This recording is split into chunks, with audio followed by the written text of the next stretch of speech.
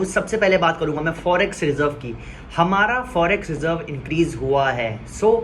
7.2 billion dollars हमारा forex reserve increase हुआ है, जो कि टोटल हो चुका है 674.19 billion dollars.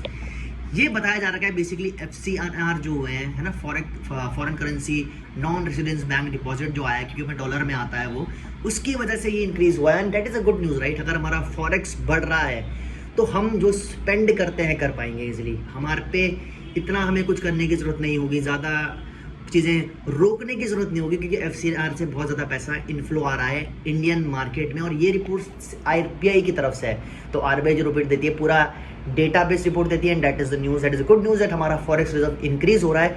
By the way हमारा गोल्ड रिजर्व भी इंक्रीज हो रहा है कुछ परसेंट, अभी मैं उसका वैल्यू मुझे पता नहीं, but it's 105 point some billion dollar in total, तो इंक्रीज हो रहा है, राइट। इसके अलावा हम बात करेंगे एक बेसिकली एक रिपोर्ट आई थी economic and social and economic progress की तरफ से। इसका अगर बोलते हैं कि फीमेल काम अगर और करेंगी तो हमारा GDP और इंक्रीज होगा, right.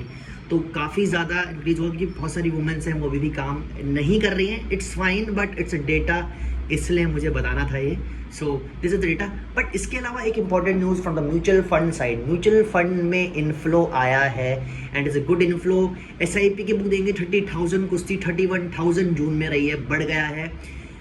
The leaders are mid cap में 6,000 से ऊपर फ्लो आया है, फिर स्मॉल कैप में अच्छा फ्लो आया है, उसके बाद थर्ड नंबर पे flexi cap, then large cap, and it's a tremendous flow in mutual fund industry. बड़ा है, अगर आप देखेंगे तो 22,000 करोड़ से 28,000 करोड़ हो चुका है इनफ्लो। मंथ ऑन मंथ की बात कर रहा हूँ मैं, 24% बड़ा है monthly, and it is good news for Indian economy.